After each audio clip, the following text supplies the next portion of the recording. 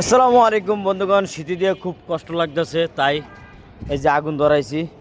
অনেক মানুষ এসে আগুন পোয়ায়, আজকে আগুন পোয়া শরীরটা গরম করতেছি।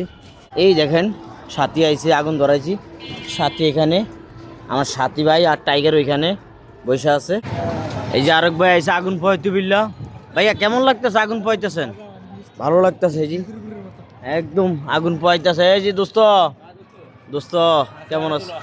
হ্যাঁ দোস্ত, আগুন যে পোয়াইতেছে কেমন লাগতেছে? এটা কি আমি ভালো করছি না খারাপ করছি?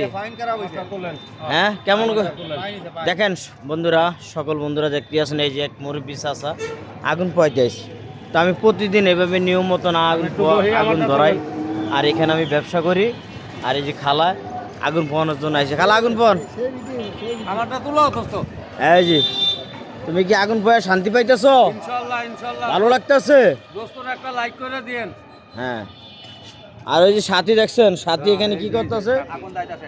হ্যাঁ 50 মাপি আইছে, আর কম নাই মা, 50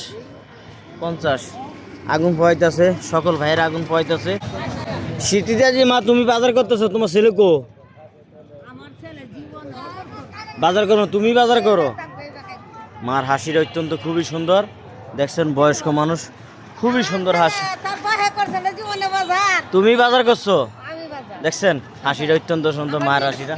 মারে কইলাম মার ছেলে, ওনার আপনার ছেলে বাজার করুন, কারণ আমার ছেলে জীবনও বাজার করুন, আমি বাজার করি, তুমি বাজার করো।